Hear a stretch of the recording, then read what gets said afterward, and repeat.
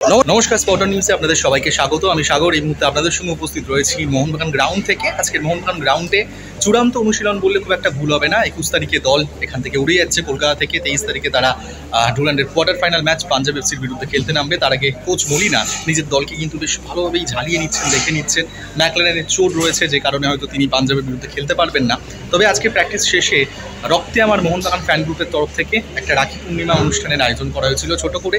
এখানে পছন্দের ফুটবলারদের রাখি পরালেন মোহনবাগানি বোনেরা। তারা কিন্তু সব থেকে ভালো লাগার বিষয় ছিল যখন মোহনবাগানি বোনেরা রাখি পরিয়ে দিচ্ছেন ফুটবলারদের। যখন ফুটবল কোচ আসেন সেই সময় যখন football coach head coach Malina দেখতেই পেলেন আমার পেছনে দীপক টাঙ্গারি, তিনি কিন্তু একটু মজার ছলেই হাত উঁচু করে দেখিয়ে দিলেন। তবে যে কথাটা আপনাদের বলছিলাম, যখন একে একে রাখি পরিয়ে দেওয়া হচ্ছিল মোহনবাগান ফুটবলারদের হাতে, মোহনবাগান বোনেরা রাখি পরিয়ে দিচ্ছিলেন, যখন মোহনবাগানের ফিজিও তিনি আসেন, তার কাছে একটা আবদার করেন। কি আবদার ছিল? ম্যাকলারেনকে যাতে তাড়াতাড়ি সুস্থ করে তোলা হয়। সেই ছবি রইল আপনাদের জন্য। পাশাপাশি জিআরডি টাটা কমপ্লেক্সের মাঠে প্র্যাকটিস করার সুযোগ পাবে না মোহনবাগান টাটা ফুটবল একাডেমির মাঠে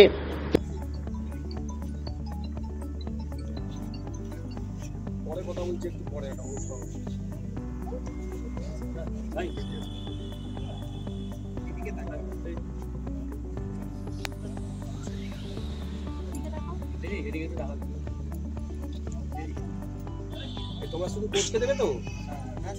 সবাইকে